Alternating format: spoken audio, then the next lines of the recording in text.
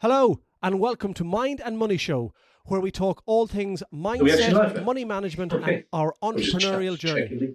Along the way, we're going to throw in some amazing guests for good measure. I'm Shane Hyland. I'm Gareth Shears.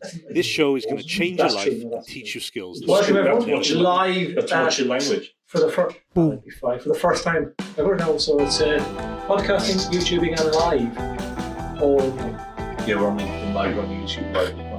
We will be going out live on Instagram, TikTok and a few other channels kind of going forward. We'll have cameras everywhere. We have cameras everywhere as it is. I don't know just which ones are up and running at the moment and not. So Christmas Dexa? Half and half. Yeah, we're the same. Remember the tree, have you? No, because the builder's in. You should be. John, they'll be listening to me now. Get the work done. Finishing a bit of work off and they should be up this week. Yes. You? Yeah, we got decorations up, Christmas tree. I know as the power grid slowed down a bit the last few days. I put the National Lampoon's lights on last night. If anyone's seen that film, National Lampoon's. I could see we were looking out the window at 7 o'clock, and then this halo of light. Yeah, and they had to turn on the nuclear energy. The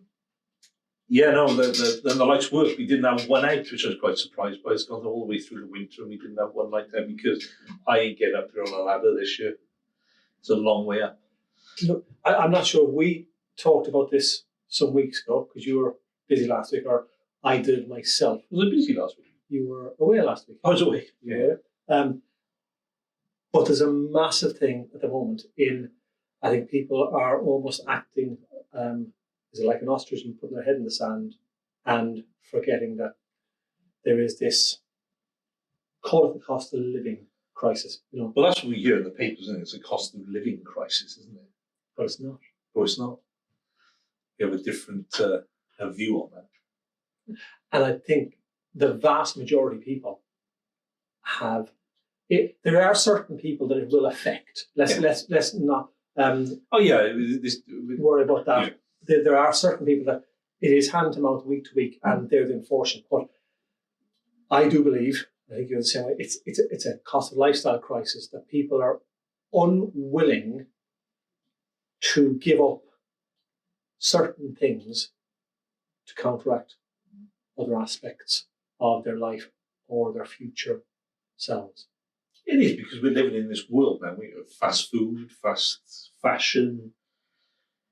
Like Amazon, you can get some Amazon stuff delivered the same day. I mean, everything can be had at a push of a button now, which we've kind of never had. And I think with the likes of your social media, your Instagrams, your TikToks and other channels where everyone sees this, keep up with the Joneses lifestyle where they want what everyone else kind of has and forget about that and everything goes on kind of credit card or everyone wants it now. That kind of, so that's what we're kind of saying is I think for there's a large majority of people, this isn't the cost of living crisis, actually a cost of lifestyle crisis. Actually, we're getting used to spending more money than we've ever spent because we want everything now, even though we don't actually potentially need it.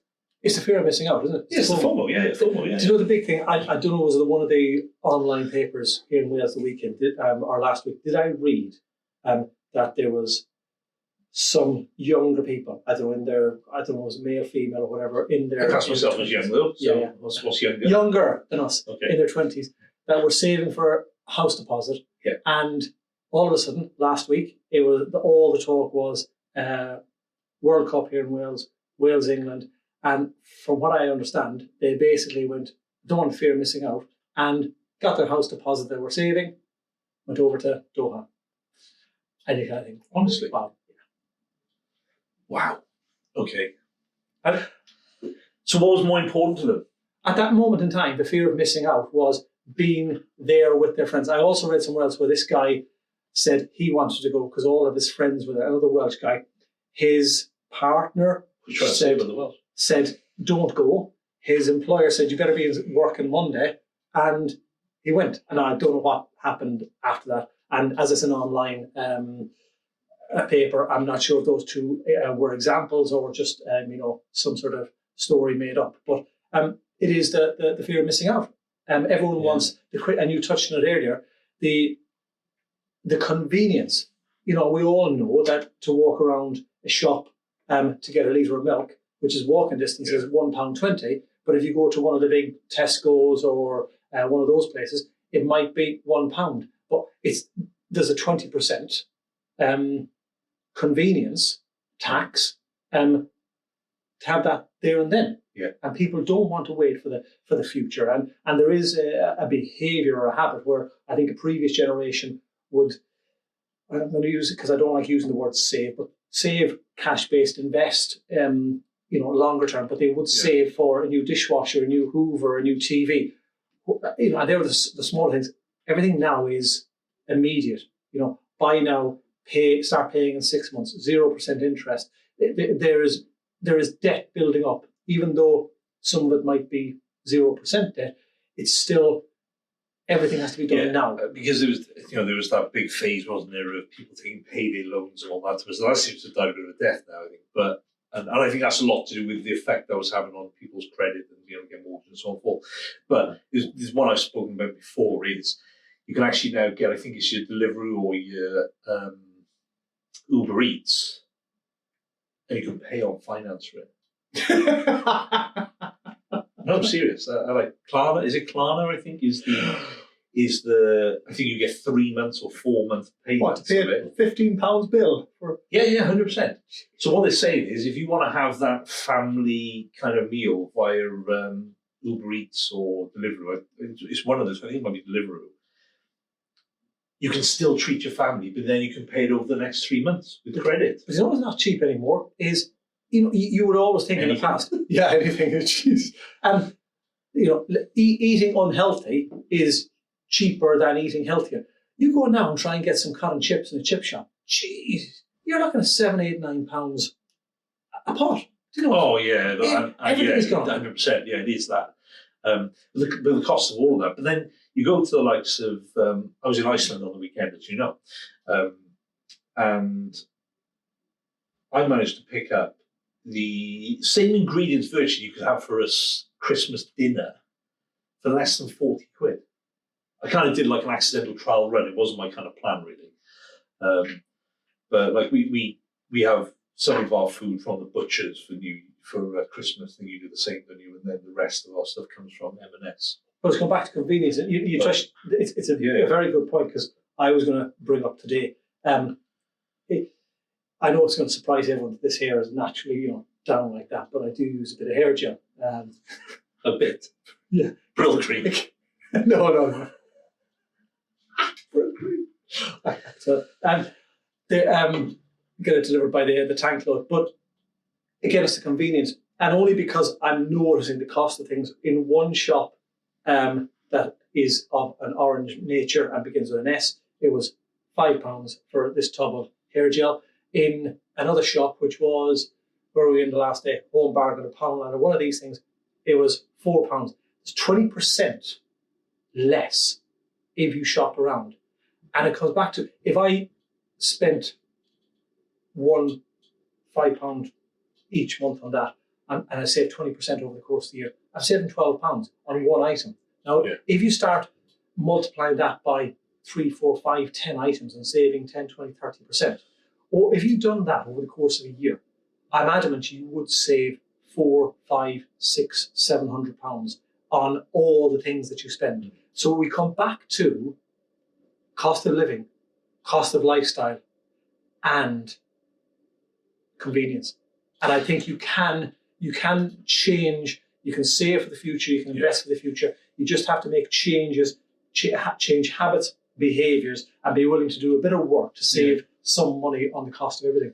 I think on the flip side, though, with what you're saying, that you can shop around some of these things, but I think the vast majority of people don't have the time. I don't have the time to shop around, particularly. Do you know what I mean? To go around different sort of shops because, we run a busy life, we've got kids and so on and so forth. Maybe that's an excuse, I don't know. But I do think there are lots of things you can kind of do,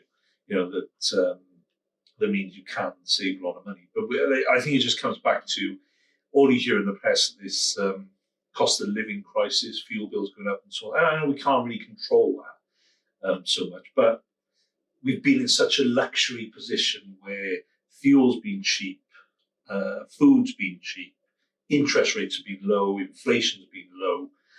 And now and we got used to that since effectively 2008, 2009, when we had the kind of credit crunch crash, etc.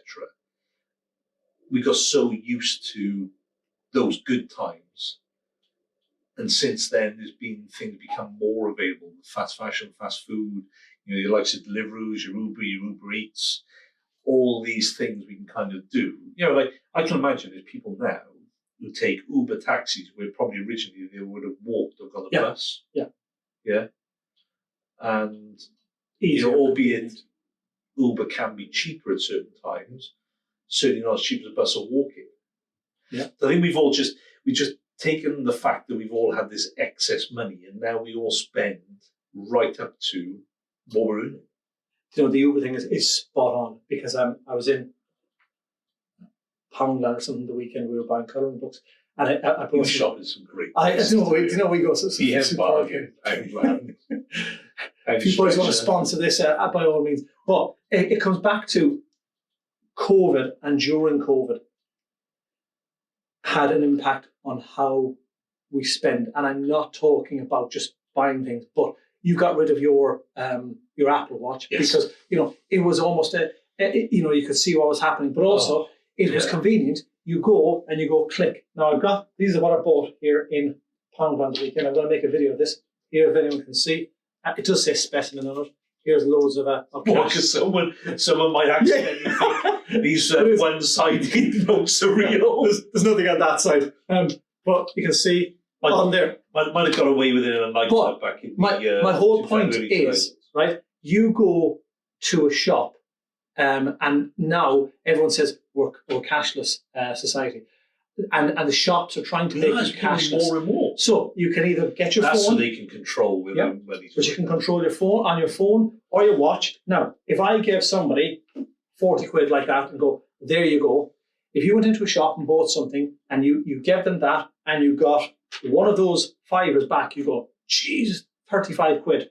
You know how much that item cost. You go into some place and you get your phone and you go, beep, beep. You have no idea how much it costs. And that has had an impact on how we spend. I don't even look at the cash, the machine thing to see actually how much it is. I've got a rough idea in my head how much it is.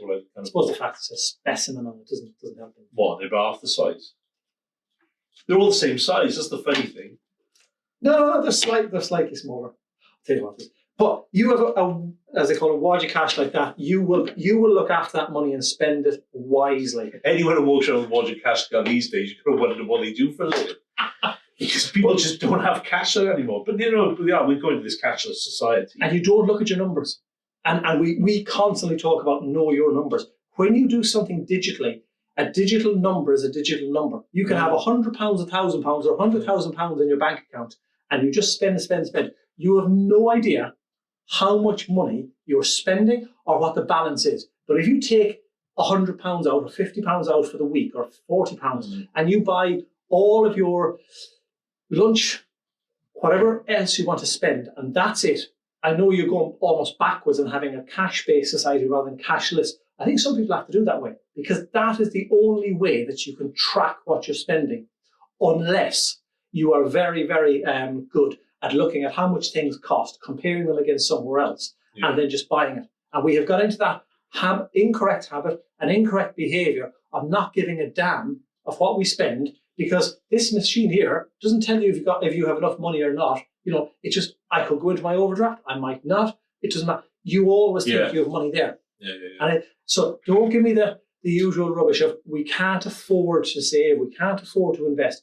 People can, I'd say the vast majority can. And it's not the concept of saving or investing 100 or 200 or 300 or 500 pounds a month. It might only be the concept of starting a new habit of saving into a cash account 50p a week. It doesn't really matter. It's a behavioural thing to start. People need to be coached. It is. And I think there's a lot of people, you see a lot of people saying, I can't buy a house, I can't move out, I can't get rent, so like that. But I bet you if you looked at their Instagram every Friday, Saturday night, okay, they'd be out on the town, right? And I didn't realise until I think that having kids and so on and so forth, kind of you don't go out as much. But I think you realise when we we were out a few weeks ago, actually how expensive it is to go on a night out. You know, gone are the days of when I was in university and it was 50 pence a bottle of lager. It's a lot more expensive now to kind of drink out. So I think a normal night out's 100 quid, do you know what I mean? With just drinks potentially. But if you're going out every weekend doing that, even if some of these people do this pre-drinking and stuff, you're still going to spend money, taxis, food, and so on and so forth. If maybe you only went out once a month or twice a month, not every single weekend. And I've been guilty of it in the past, don't get me wrong, but I'm not trying to be this kind of negative Nancy or saying people shouldn't have fun. I think Christmas Grinch kills you, I would more so say. Christmas Grinch, yeah. But it's getting that balance, isn't it? Do you know what I mean? What do you really want? Do you want to be able to move out? Do you want to have that, buy that house? If so, you've got to make some sacrifices. It's like when you run a business, you have to make sacrifices. You know what I mean? And it's no different. You have to have some sort of accountability. The reason why you can't buy the house or move out is because you're going out on the lash every weekend and spending 100 quid on the weekend. And then the following day when you have a hangover, you're spending 20 quid on McDonald's. Or Uber Eats on a 3-month payment package. Yeah. Or what's that other one? I saw one today on the way to work. Someone having, is it Getter? They deliver from, it's like a purple, I think, coloured motorbike. Oh, yes, yeah. They deliver on the convenience stores. Yeah. So, your little kind of spa shops, if they still exist, I don't know. But they're the convenience stores that you can actually walk to, that I talked about earlier. They can do, yeah. So I'm inclined to say the one that's delivered from not far away, because I passed one of the stores they probably came from. And I would say, inclined to say they probably could have walked there in less than a minute, but they got someone to deliver it. That is the problem. Everything can be done sweetly. Don't get me wrong. I don't know the situation of that person. They could have been unwell, and therefore they couldn't go out, or they could have had a recent operation, so they couldn't leave the house. Then, okay, that's fine. But I think the vast majority of us know we're doing it because we're bloody lazy. That's what it comes down to. The World Cup, I know you Welsh people now think it's over because you're out. What's the World Cup? It's still going on. It's the thing that's over there. Yeah. And I'll put my my neck on the block now. That's it. Is that the real one? 2 days ago. England are going to win that. Really? Yeah. England are going to win it. From what I've watched, and I've watched quite a bit of football the last few weeks. It's amazing. I can take. I've probably watched less than an hour. I can take 3 hours to make a dinner now because I can watch it as I'm doing it. But England are going to win it because I think they have the best squad, and they've had 7 different scorers in 4 games, which is unheard of. Captain Harry Kane, who qualified as Ireland, as did Declan Rice and Jack Grealish, are 3 players, has 100% success rate in shots on target in the World Cup. Only time ever. He has 7 shots in all of the World Cups he's taken part in, and he scored 7 goals. 100% success rate. Now, killer instinct. But